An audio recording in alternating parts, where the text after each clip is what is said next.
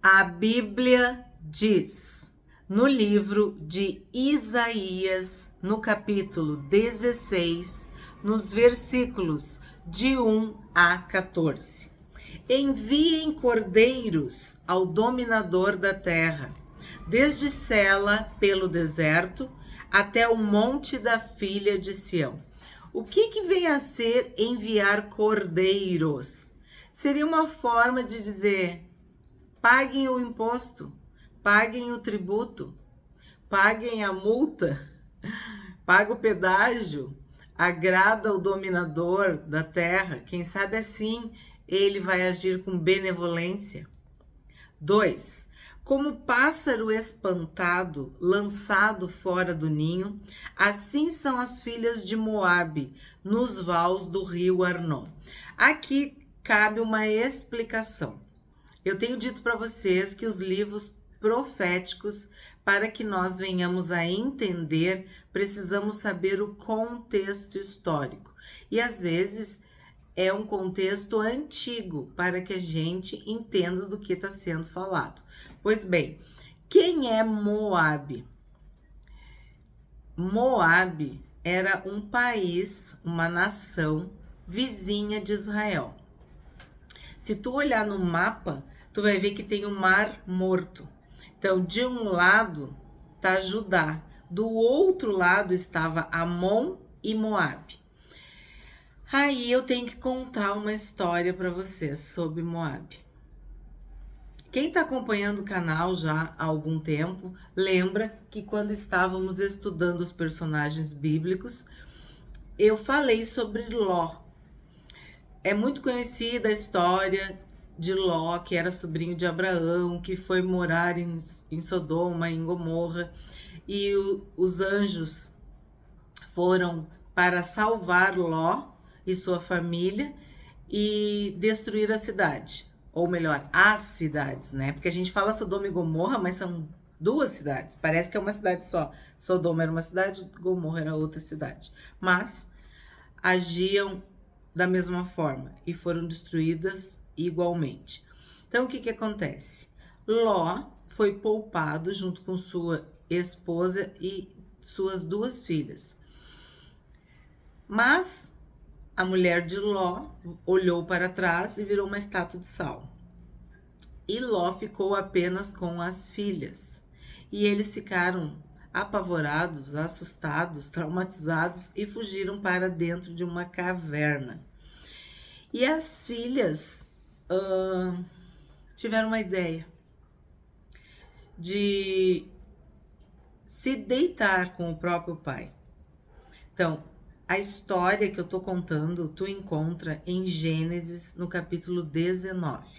As duas filhas de Ló conceberam e engravidaram do próprio pai. A filha mais velha, a primogênita, teve um filho e chamou este filho de Moabe. E ele se tornou o pai dos moabitas. A mais nova, a segunda filha, engravidou do próprio pai e teve um filho que se chamava Amon, que é o pai dos amonitas. Então, Moabe e Amon eram meio que primos, meio irmãos, aparentados com Israel. Porque Ló era sobrinho de Abraão. Abraão, pai de Israel. Abraão, Isaac e Jacó. Então havia um parentesco, mas existia uma animosidade, um conflito constante entre, vamos dizer, esses primos, ou esses meio-irmãos, ou esses parentes, tá? Por quê? Porque esse início, esse começo dessa nação era vergonhoso. Era uma origem indecorosa, indecente, incestuosa. E isso nunca se apagou de Moabe e nem de Amon. E eles não eram, vamos dizer assim, espirituais. Eles não seguiam o Deus de Israel. Eles eram idólatras, eles eram pagãos. Outra referência que é importante é sobre Ruth, que era uma moabita. E é uma moabita que se converteu, né? Que aceitou o Deus de sua sogra, Noemi. Se tu não conhece a história de Noemi, a história de Ruth, nós temos vídeos no canal sobre essas duas personagens bíblicas femininas que muito nos ensinam. E Ruth é tão abençoada que ela entra na genealogia de Jesus, porque o seu filho vai gerar Jessé, que vai gerar Davi, que está na genealogia de Jesus. Então, o problema não era eles serem moabitas, era eles quererem continuar sendo moabitas. Quer dizer, eles continuarem sendo pagãos, idólatras, eles não seguirem o Deus de Israel. E aí o que acontece? Tem muitas histórias sobre Moabe na Bíblia. Eles muitas vezes foram desagradáveis com os seus parentes, os seus irmãos israelitas. E Deus anotou tudo no caderninho. Todo bem que tu faz, todo mal que tu faz. Pode passar o tempo que passar, mas de Deus ninguém zomba. Aquilo que o ser humano plantar é o que ele vai colher. Então, aqui, neste capítulo de Isaías, nós estamos vendo a colheita de Moabe, deste país, dessa nação, deste povo, que tem essa origem tão vergonhosa, mas que poderia ter se convertido, poderia ter aprendido com Israel. E é interessante que o pai fez um destaque nesse capítulo sobre Moabe, a palavra Moabe, né?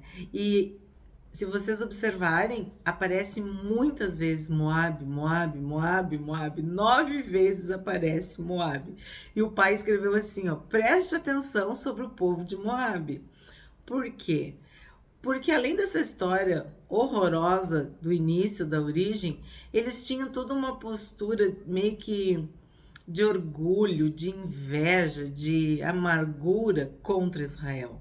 Sempre que eles podiam fazer o mal, eles faziam. Parecia que eles queriam se vingar, né? Porque certamente deveria existir uma rivalidade por conta dessa vergonha, né?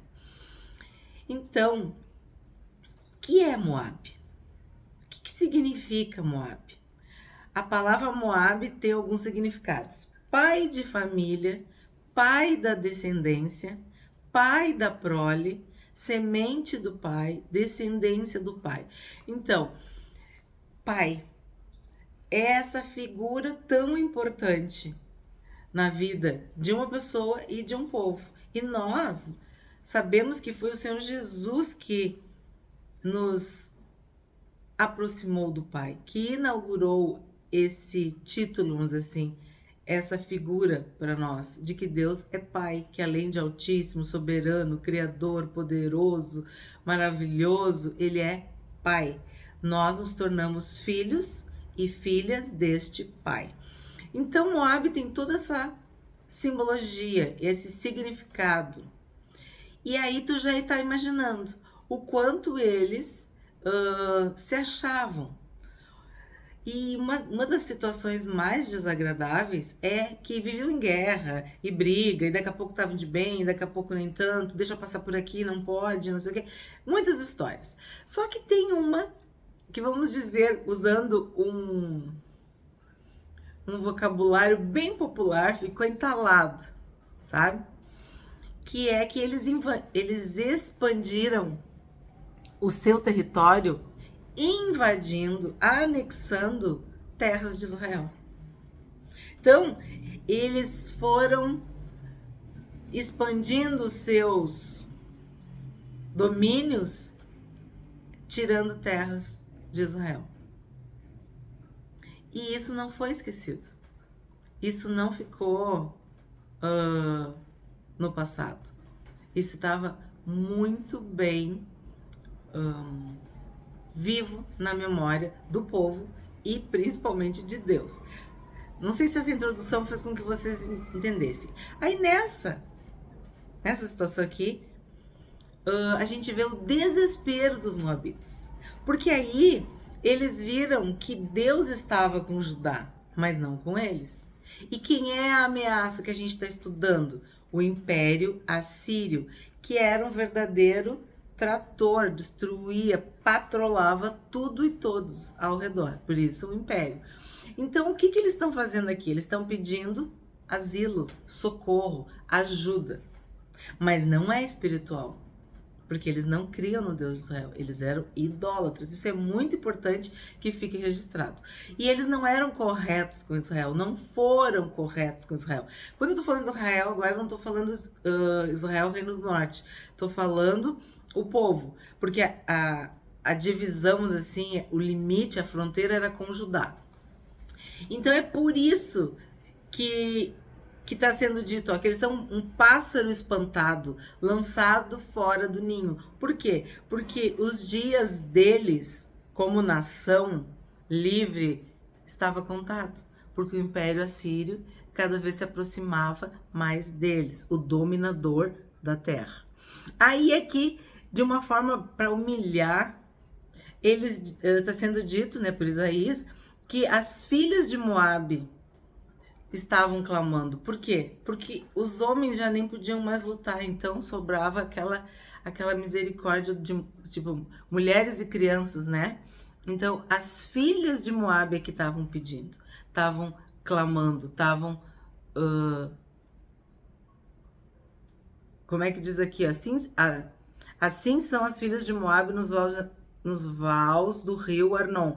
Elas dizem a Judá: dê-nos um conselho, tome uma decisão, faça com que em pleno meio-dia a sua sombra seja como noite para nós. Esconda os desterrados e não revele onde estão os fugitivos. Então, eles estavam pedindo que Judá os protegesse. Tipo, nos guarda, nos esconde, nos coloca num lugar seguro, porque aí a Síria vinha e eles se escondiam lá em Judá, e eles sabiam que Judá estava protegido, porque o próprio Deus tinha dito que eles não iam avançar. Então, faz o bem para nós, né? Nos ajuda, nos socorre. Eles queriam asilo, eles queriam ficar escondidos, tá? Refugiados, essa é uma boa palavra. Eles queriam ficar refugiados no território de Judá. Essa é, vamos dizer assim, a palavra das filhas de Moabe, é o pedido das filhas de Moabe. Esconda os desterrados e não revele onde estão os fugitivos. 4. Que os desterrados de Moabe possam morar em seu território. Sirva-lhes de esconderijo contra o destruidor. Quem é o destruidor? O Império Assírio, a Assíria. Quando o homem violento tiver fim, a destruição for desfeita e o opressor deixar a terra, então um trono será estabelecido em bondade e sobre ele se assentará com fidelidade, no tabernáculo de Davi. Alguém que julgue, busque o juízo e não tarde em fazer justiça. Aí tu lê isso aqui e tu diz, ai que lindo, eles se converteram. Eles reconheceram que o Deus verdadeiro, o único Deus é o de Israel, no caso de Judá. Não. Eles queriam fazer uma menção à dinastia, à casa de Davi, que era o trono responsável por Judá, que eu tenho explicado aqui incessantemente. Judá era coroa, trono, casa de Davi. Israel estava apartada, separada, dividida de Judá, Reino do Norte, que já está tudo destruído, que a gente até já estudou. Aí vamos ver o que eles falam, que essa violência ia acabar, porque aí a casa de Davi ia estabelecer um reino de paz, um trono de paz. E aí a gente vê assim eu diria até a malícia, a esperteza de fazer essa referência. Então, o inimigo é o dominador, é o destruidor, é o que faz o mal. Sim, a Assíria.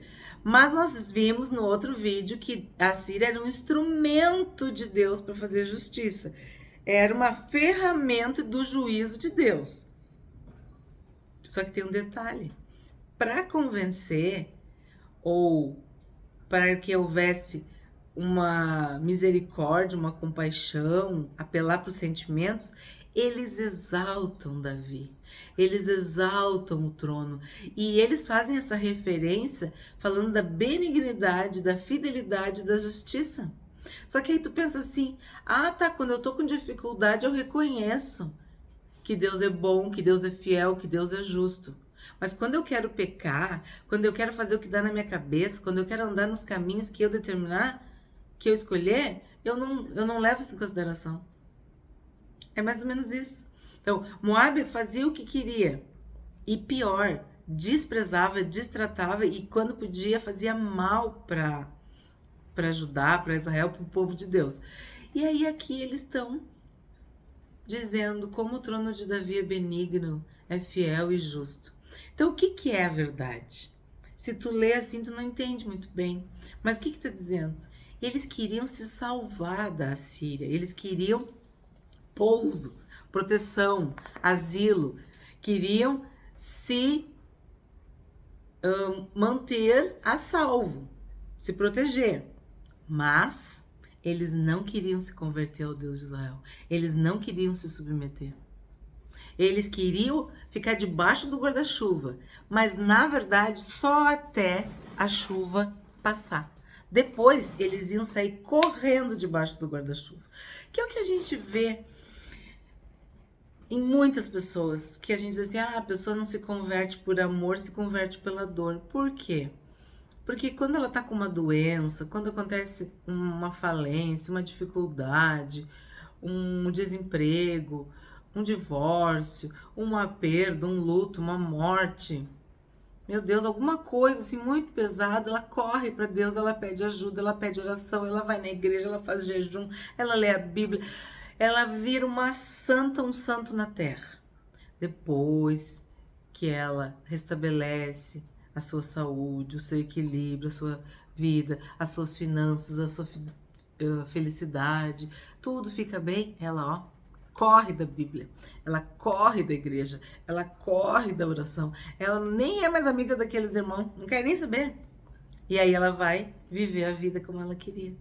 Então, é mais ou menos isso que estava acontecendo aqui. Moab estava achando que Deus tinha amnésia, que tudo que eles tinham feito durante vamos dizer assim, toda a história de Israel tinha ficado, passou. Agora a gente pede ajuda, a gente é meio irmão. Isso também acontece. A gente é meio irmão.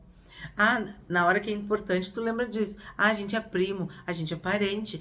Ele é meu primo, tu é meu primo. Aí pessoas, meu primo, tu tem, tu é no meu quarto grau, tu é primo. Longe, longe, longe, mas agora me interessa dizer que tu é meu primo. É mais ou menos isso. Moab agora queria que o seu primo distante o ajudasse, tá? Que Israel o protegesse.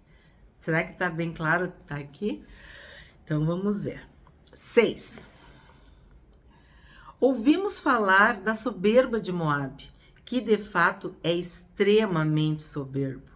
Ouvimos falar da sua arrogância, do seu orgulho, do seu furor. Mas todo esse seu orgulho é vão. Então o que a gente vê aqui?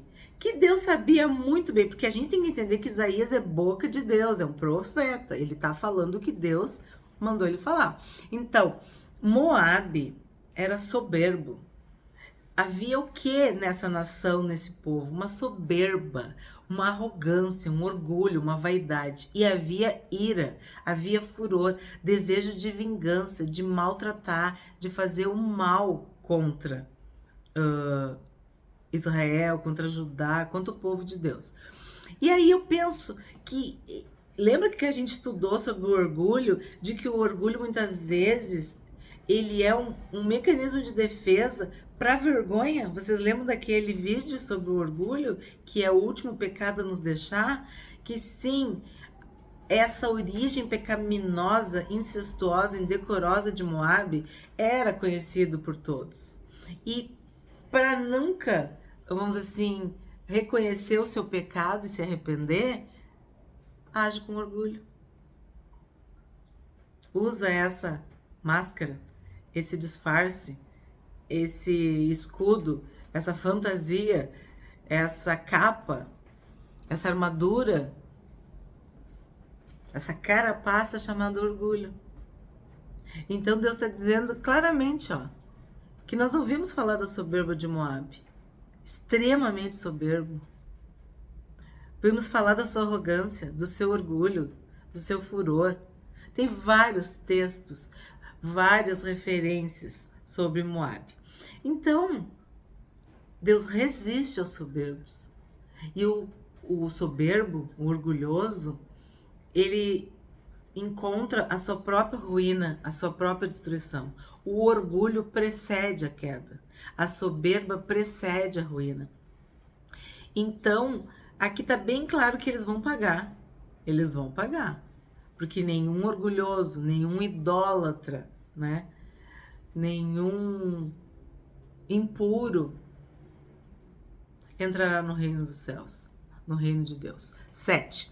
Por isso Moabe pranteará por Moabe. Todos prantearão, profundamente abatidos, hão de suspirar pelos bolos de passas de Kir Arezete. Aí aqui quando fala, ó, bolos de passas, já dá uma ideia de banquete, de fartura, de abundância, de riqueza, que eles tinham muitas coisas que eram superiores, né? Que eram melhores, porque o orgulhoso sempre acha isso, né?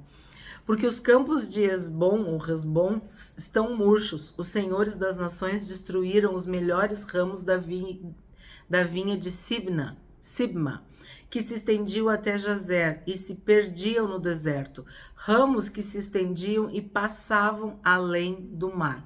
Então a gente está vendo a ameaça, o juízo, a condenação.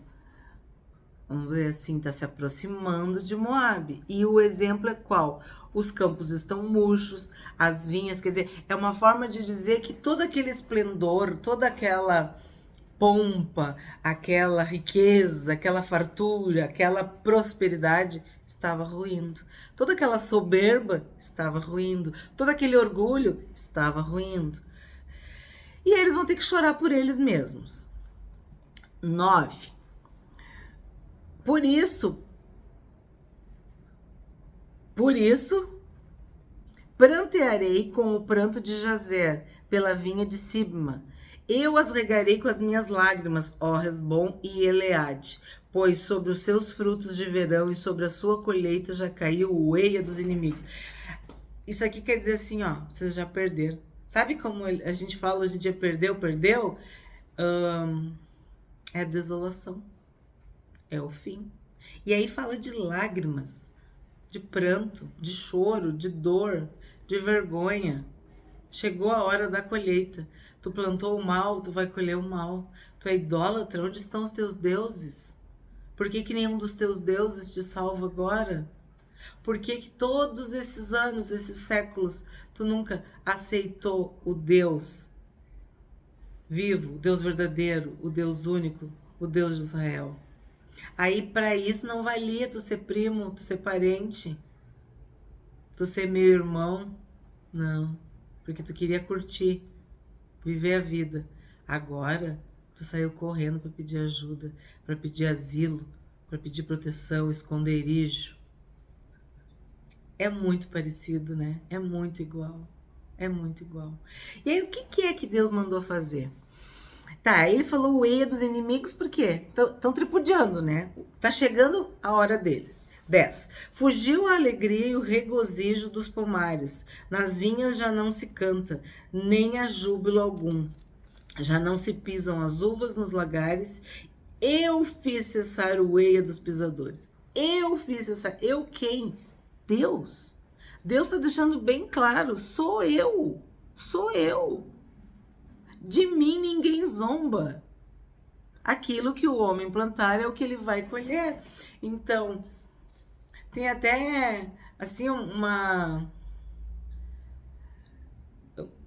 ordenança de tu tratar bem os estrangeiros. Tanto que a história de Ruth é essa. O povo recebeu a estrangeira, tratou bem, e ela ela demonstrou que já era convertida, que já amava o Deus de Israel.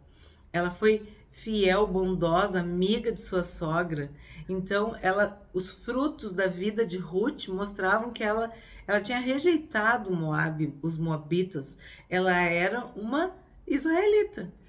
Então, o que acontece? Todo esse tempo, eles não queriam, eles rejeitavam a Deus. E aí Deus está dizendo, ó, eu fiz cessar toda essa prosperidade. Porque a gente sabe que ó, os pomares, as frutas, as árvores, a vinha, tudo isso são símbolos de prosperidade, de abundância, de fartura, de uma nação que está vivendo seus melhores dias, vamos dizer assim.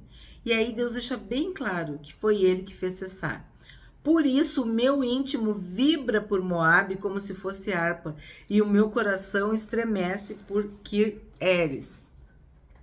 O que acontece? São o nome das cidades, né? Que a alegria tinha fugido. Eles estavam com medo. Quando Moabe se apresentar e se cansar nos lugares altos, quando entrar no seu santuário para orar, nada alcançará. É o que eu estava falando. Os deuses deles não eram melhores? Os rios deles, as frutas deles, tudo que era de Moabe não era melhor? Por que agora nenhum desses deuses alcança, ajuda, protege, guarda, livra eles do inimigo, do Império Assírio e, claro, das mãos de Deus? Esta é a palavra que o Senhor há muito pronunciou contra Moabe. Então está deixando bem claro que Deus se colocou contra Moabe. Deus pronunciou esta palavra contra Moabe. Agora, porém, o Senhor diz: daqui a exatamente 3 anos será humilhada a glória de Moabe, com toda a sua grande multidão, e o resto que ficar será pouco, pequeno e fraco. E sim, se cumpriu. Em 3 anos, Moabe foi destruído, aniquilado, exterminado, humilhado com a invasão à Síria. E aí a gente pensa assim, por que essa situação aconteceu? O que a gente aprende com toda essa história?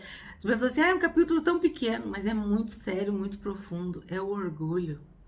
É quando tu tá na parte boa da tua vida e tu despreza os outros. Ou pior de tudo, despreza o próprio Deus. Tu pensa que tu sempre vai ter vinha, tu sempre vai ter pomares, tu sempre vai ter água, tu sempre vai ter exército, tu sempre vai ter soldados, tu sempre vai ter soberania. Quer dizer, nada vai acontecer com o teu país, com a tua nação, com a tua família, contigo, com a tua saúde, e de repente, tu vê que não é bem assim.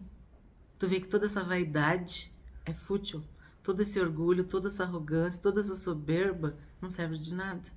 Porque a Bíblia diz que Deus resiste aos soberbos, mas aos humildes, aqueles que reconhecem que Deus é o Todo-Poderoso, Ele oferece a sua graça. E foi isso que aconteceu. Moabe foi destruído. E temos ali, ó, vocês viram, né, que é uma profecia. Quando o homem violento tiver fim, a destruição for desfeita e o opressor deixar a terra, então um trono se firmará em benignidade e fidelidade para fazer justiça. Esta é a palavra que o Senhor pronunciou contra a soberba de Moabe. Porque Deus agiu, passou muito tempo, mas Deus agiu. A soberba precede a queda e o orgulho, a ruína, a destruição, o fim. Que nós não sejamos, que nós não venhamos a ser orgulhosos, soberbos, arrogantes, vaidosos, altivos, achando que somos melhores do que esse ou do que aquele. Sabemos que se temos tido graça, temos tido proteção, é porque Deus está conosco. Então, é uma lição para nós hoje, uma lição bem pesada. A questão da origem deles, eles poderiam ter se arrependido. Não é porque a tua origem foi difícil, tu veio de uma família desestruturada, que tu tem que continuar repetindo os mesmos erros. Que nós possamos nos arrepender e sermos humildes.